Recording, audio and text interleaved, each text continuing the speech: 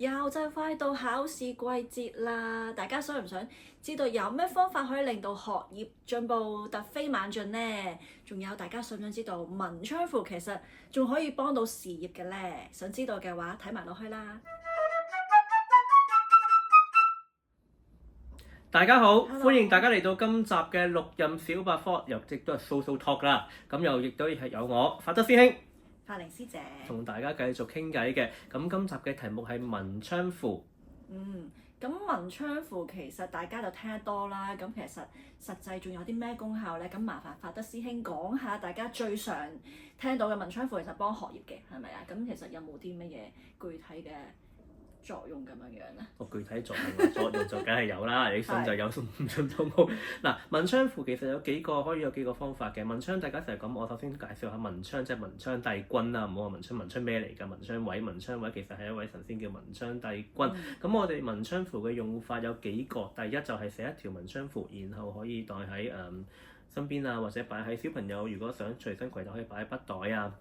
因為其實你叫佢隨身，小朋友比較麻煩，尤其是返學，我會建議擺喺筆袋，擺喺書包都得。咁亦都係可以因某啲事件咧，我哋可以寫條符，然後可以又係 ABC 餐咁樣啦。跟住就係貴少少嘅，幫你稟神請神，然後講奏表，然後化上去。因為某件事可以嘅，咁會個能力會好強。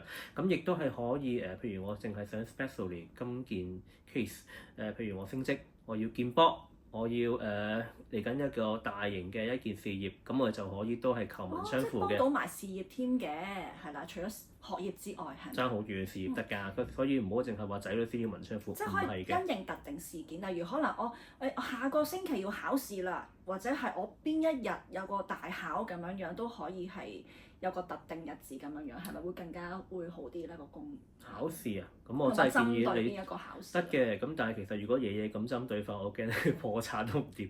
如果小朋友嘅就咁一條文昌符，其實全年夠用㗎啦。咁記住文昌符咧，求完翻去唔代表你即刻話好勁，你唔努力都係唔會勁嘅。但係會令到你頭腦清晰，令到你温幾多。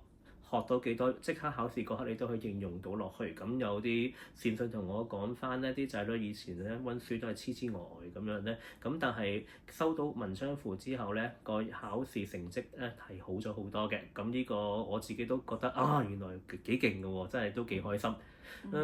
事業方面其實反而一啲事業大家可以真係諗一諗嗰件事可唔可以譬如見波我會覺得係一個好好嘅，或者係要面試升職嘅，咁都可以用一個文昌符拱一拱佢。咁當然啦，我哋拱一拱之前你都要計一計福德，乜都係福德嘅。大家平時要做善事或者就算係咯，總之都係做善事，越做得善事多咧，咁就越有呢個機會可以得到大家想要嘅嘢。亦都係文昌符，亦都可以擺屋企嘅文昌位。咁我哋幫啲客睇風水嘅時候咧，咁當然如果佢買個全餐嘅，咁就當然呢個文昌位，我哋會擺條文昌符喺上邊咧，咁都會好有同樣嘅效果。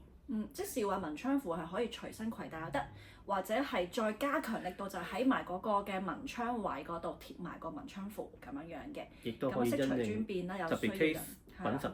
係啦，或者因應某啲特定嘅事件咁去稟神又得嘅，咁大家自己就去睇下邊一個套餐啱你多啲啦，係啦。咁當然一條符咧，其實每一年就求一條都已經夠啦，係可以補到全年㗎啦，已經係夠用㗎啦。好啦，今集我哋嘅文昌符篇咧就嚟到呢度。鍾意我哋嘅片段記得訂閱、讚好同埋分享啦。我哋下條片再見，拜拜。